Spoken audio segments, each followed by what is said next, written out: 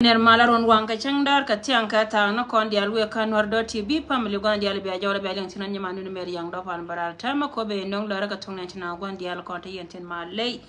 shay lip ka dit ka gwama dung tite ka malo da idea da ma lago gora gan tama moya nga ka samala lar ka gatanga nugo gora likes yana dial ta cha jawdun cha yeleng meleng yana da yana lara gwa da maka shay nen ba me ko yana la lenga tama janna no kala kui meleng yana lago wa ka wan nyami yole la wajiya bala no irar lawata kon ka lar tot gwa meti gora balar kon ka tungnen nas ko bene dia bi ka tek lew imon kelew lar nyama lar kon men ci to mo warun karun wang re do ka ayot county dor machalke gok jen chaja bo hene ko na chalke kuma serba ker ma yadir cha chap ka do matin payam me jen point payam kel ka ne tin ko na chalke ja ayot county mulono go jen ka ne ko na je wur ma chalka ma koy tutin rida nan boko na ka bogo ka ko ci ma koy tuda lar go jen ba jen ka be nyin ka ne tin ko na chalke ji kuma spele a jiti te pin wur ma chalke selfa ker ma yadir mulono go men ba ko lar ne dia la ko na la chap ji no ba sudan ci ne tin ko na ko la chole ji do are do aran gwa me ke le ka ner community en go ma jana na ci alen go cha yor gwa ma cha roi kana ko gwa dum ti na re do aran dor ma chalka ayot county a wajen ci ko te magay na chelet kan ira ko na chalka I chap ci day may ne ken ci ga pere yeri la go jen te la ne ri na hali ak te ko nel roi me jen cha la ne ko da pin gwa ma go te tasir ma ci to tin boga na ci boka re nyal re dor ma chalka ayot dum go kan ka tin la go kan ku go continue en go gor ka je go jen pan ken bi kan wor ka ma boka ko jen dunia na kor kan ira ko na chalka je ayot county mulono go jen poinde na mo jen ana ci to ci roi wura me da ne chalke I par kol jen te pen go de kan ne ka hen go lara je go ba ma koy tut ba jen na mulono go ma koy tut ka chapke kan ne dial ko na cha lara kan go ba gwa ma te wur ma chalke do blam kan ne ma char ba je go ken mulono go jen poinde jen ci na mo che to tin re do ran mal ngo ana jen go ci kon mala cha ma go cha la tel ne ri liu re re na ci bok ko no na cha la da ne kon go gwandum ti nan ci kan lara go ba lar community dan ke liu en go men ci alen go ci to dor ma chalke gok payam ka ayot county ci kon mala ci magay na ci latin ay laga ma loy ka kon nyal men dong diane dong kwari tin ko na chalke kwa long ne tinde kuy wura ma chalke docteur yang ma cha ten jurgon ci ga jien pan kel karan mukta bade ci go gwanta gar ma cha tak tetin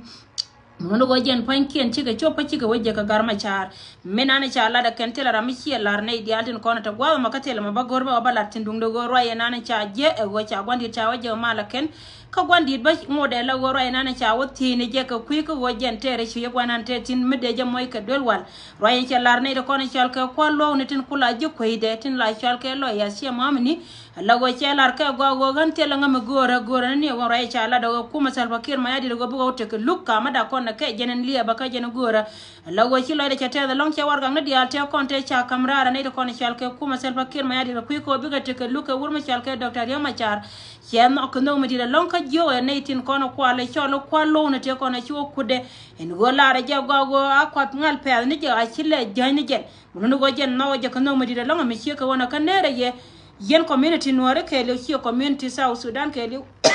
sorry here community South Sudan ke le ne dial kon la South Sudanese tin kon un dier ka kuide gwana na te tin la ra je gon go jen malle mun go jen point ra mo jena na cha wala da ne tin kon chi wo kude ka cha waje na mal gwana ja tin chi ko we ni doctor yang ma cha ten che community le go jen cha ka ka chon ka ne wur mi chal ke pot kan chol ka ku ko jena te ka look Rai mo bango de still na ka je ken gwana te ka tin warang na ken te dial te kon te cha kan go cha la go cha ka tan ka ken chi ken na ka kel te le me loko tin rai me chi ke wona mun no gon tin dial kon cha gar pen ka kom kare we ka sa ran range pen ni won ka kui mala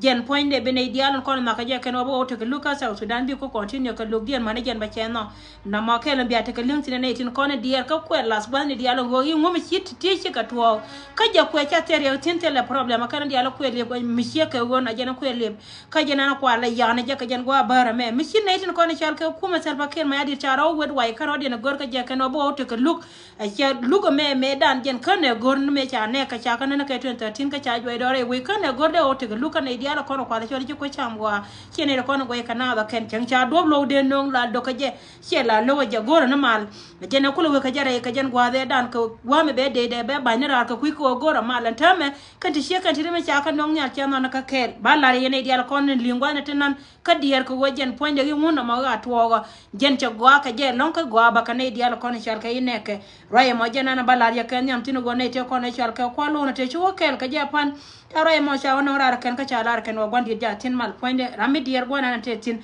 bisho te ngai go jen point te la mo gwandi go na te tin mal point raye ndong dia na ba nyoka lar kon ku security ga de men dier ka kon ba kon ne kon char ke jiwe monta ko ken che ka sansa usulenis eno go jen me cha jo woi ka cha lar go jen point de cha bi kor de cha kap chong ku ko welo kane wur mi chal ke pot kan chol tine to wana kan de la chap jinu baso dan chi ka dier ka yot ka ti ka ku ko wata na te ka je ni pane je ni me da ne cha je linga no go jen ne cha jo woi ki cha kap chong re la de me na te tin mu no go jen cha kume me chal ke kume en ponyo kume woi che dor gar ma char cha gol ke de mi dire longa de ye dane cha gule je jen ka tin go ka je ken go security de gwana na te tin ne dia lo kono chi dier ka yot en go balar ye go wo cha de e dane te tin cha je re cha dore cha gol ke de mi dit mu ko la gan ka ku ko de ko je go pu jo de tet ken de ka yin chot ka ne de kono chal ke nyer ka ko jen cha jangai go cha wo kwara ka te ke luk dong de te karam de ro chot ka ne din kono la nyer ka dung de go man balar ye go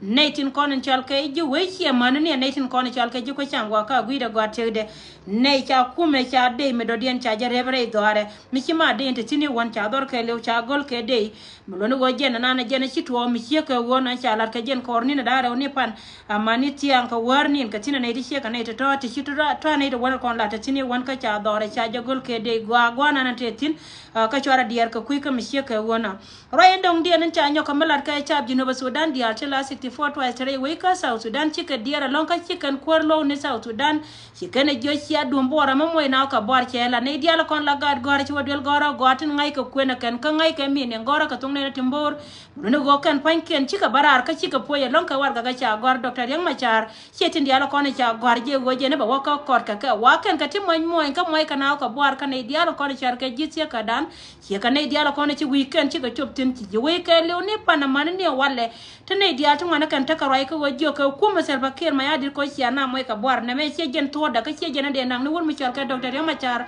ka kot ka wotin dia la kon chi agor pan ken kan cha ro den ling mu no won ne tin kon ngai ka ngwa ken chi ma ne tin galat kon won ka re ka degree ne ko ken mi ne ken ne dia tin kon ngai ka ngwa de chira no del gora chi le na ka cha exam del gora che lat chi ka ta ka bor kam ni ken man ne ken pan ken ne de kon ko le chori gen community kinai tin wana kan chika barara longa tama ka roi ka kuiko wajio ka kume ken go sia na moi ka bwar ka war ga na chi barar ka ko lo ni dung do roi mi chika wona chela too late ko chinai tin konon char ka ji koi pura mi char ka Dr. Yang Machar cha war ga na ken cha ka tanya ken ko chi win mon ke lu chika te ke liang en go chi South Sudan cha war ga ma cha kamra no bi wur mi char ka Dr. Yang Machar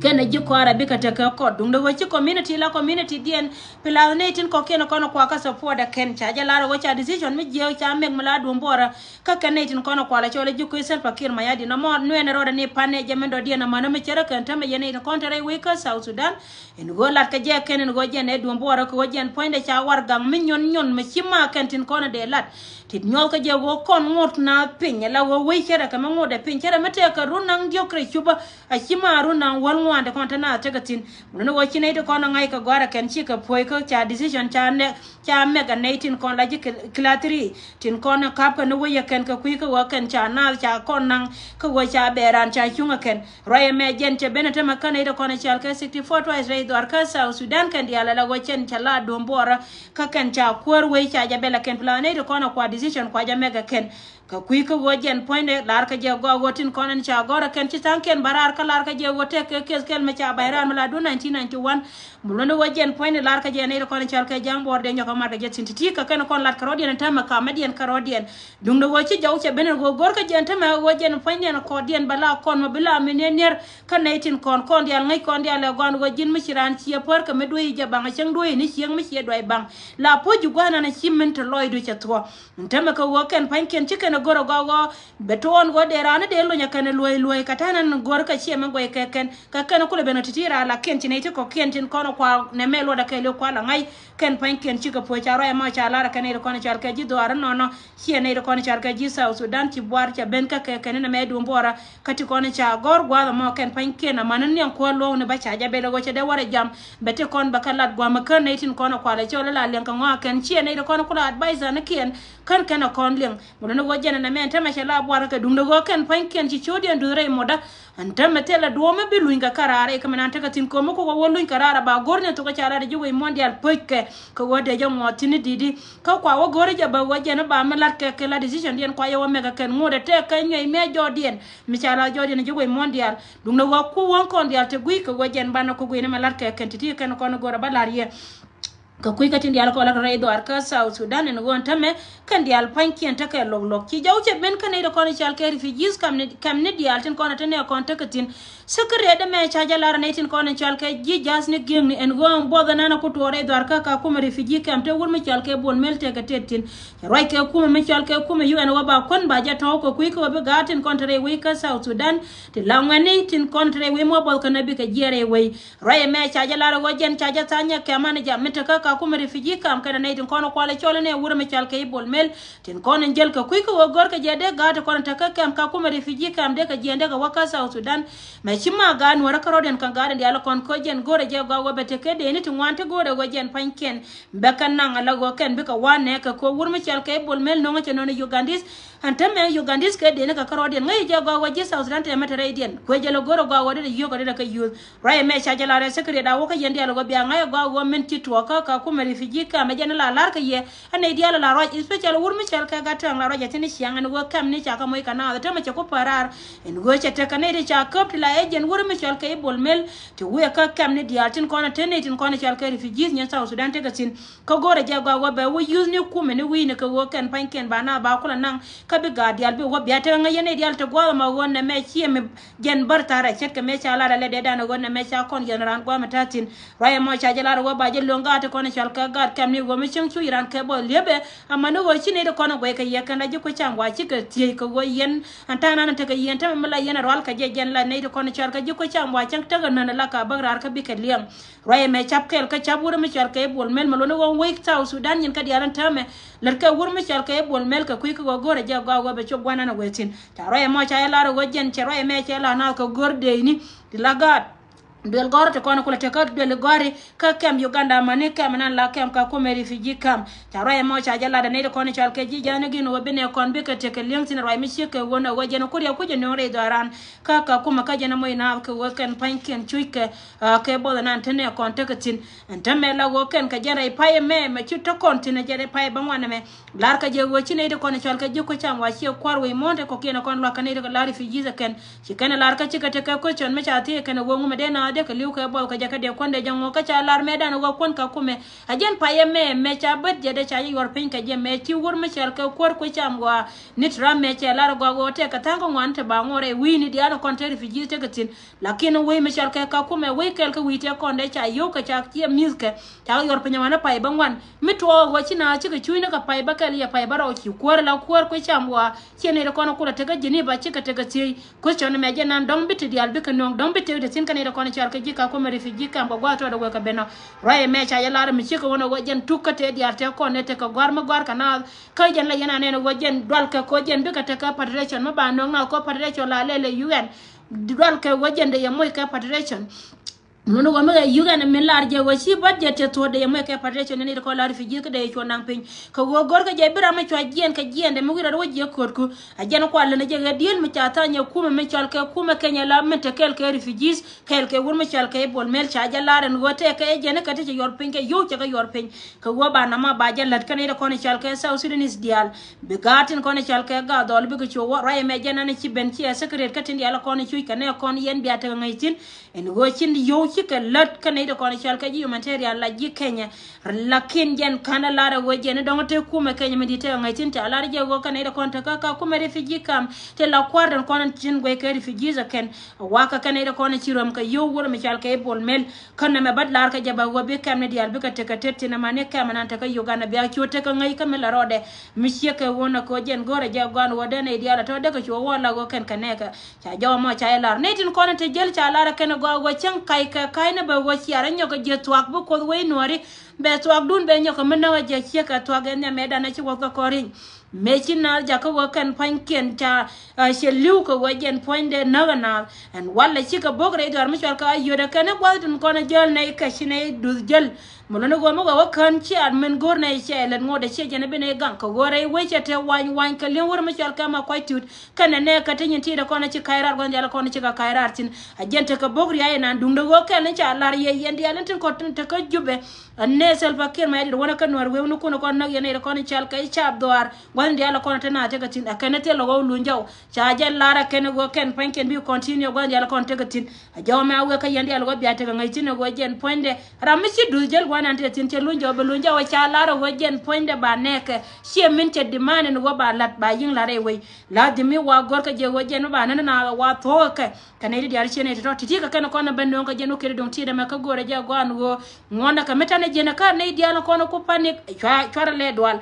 muno go ma che ko to wonta me wajja ne chatin diala kon cha ko le bi kullu njaw ma ne nyen 13 muno wonyen 13 ba ku nyogo menon kan yal ko ka ti che kan ti de kan ko no kwala ganga kwar pizza chi kwar mala ni doctor yang ma charo kula dwal kai chab jino Sudan ta ma ko lar ka je go wajjen mo wori ma charo penalty tibo wote mal re wi ko South Sudan ko wajja na jen kwar mala ma gor mal kan e diala kon la civilian yin South Sudan ke le gore je go pujin wode wote ka mal re wi ntema mi cha ku nyogo ma waje tom rodi na kan ditin konen chal ke li jangni